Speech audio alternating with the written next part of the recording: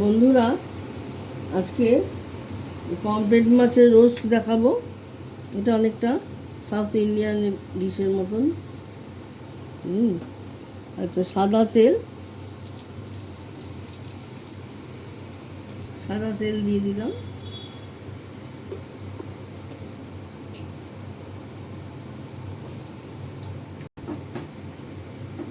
একটু নুন দিয়ে দিচ্ছি।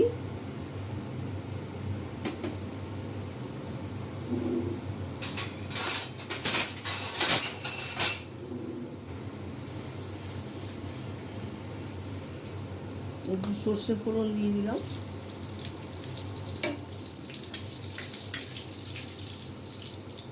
একটু কারি পাতা দিয়ে দিচ্ছি।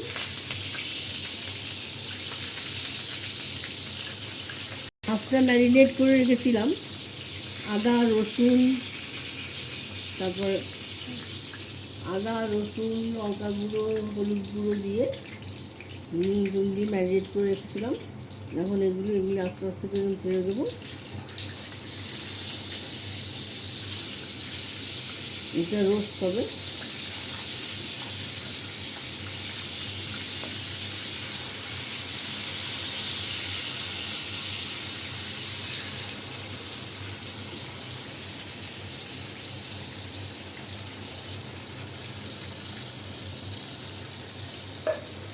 এরকম করে ভাজা হবে, একটা পিস হয়ে যাক।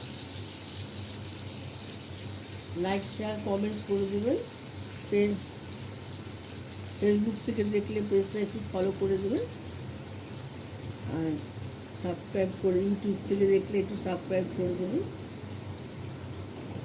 একটু কমেন্টসে লিখবেন কেমন হলো। আপনারা কেউ কিছু করছেন না, আমার কিছু হেল্প করছেন না।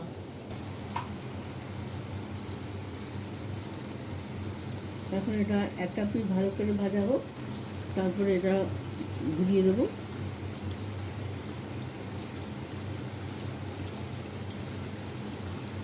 এটা পুরো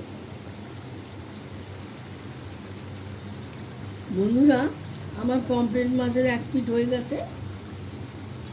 এটা এখন ভালো করে ভাজা ভাজা হবে, রোস্ট হবে, রোস্ট। তারপরে এই যে কারি পাতা গন্ধ, খুব সুন্দর গন্ধ বেরিয়েছে কারি পাতা। এইভাবে পোস্ট করে খাবেন, খেতে ভালো লাগবে। নমস্কার,